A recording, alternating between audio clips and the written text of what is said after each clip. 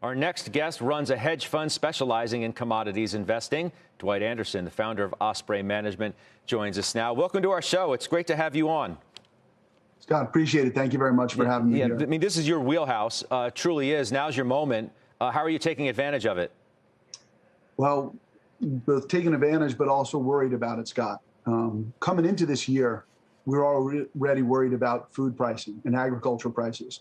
You had very tight balance sheets, and we needed to make a really good crop down in South America because our winter is their growing season. And unfortunately, even before the events in Ukraine, you'd had bad weather, so we had lost 15 million tons of the expected production we had for crops down there. And now with Ukraine, we're looking at potentially not just food price inflation continuing.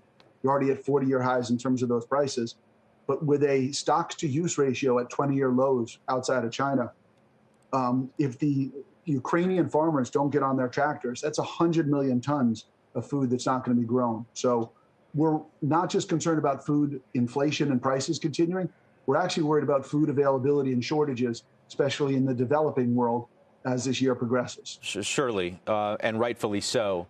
The way that you see the opportunity today in the market, because you answered my first question with such a heavy focus on grain, is that where you are looking for the most alpha right now in what is a horrible situation over there? Sure, I would say that there's a couple different ways to play it. The simplistic way to play it is just the crop that's really going to benefit from it that hasn't really moved here. Something like, July soybeans, where, just in order to ration demand on the existing balance sheet, they probably need to be 20% higher.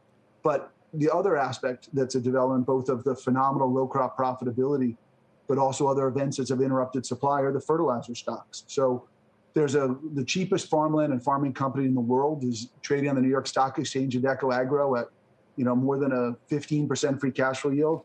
But a company like Mosaic is structurally positioned to benefit for years to come, and it's trading at under 4 times EV to EBITDA. I mean, the stock traded well over $80 11 years ago, traded over 150 back in 2008.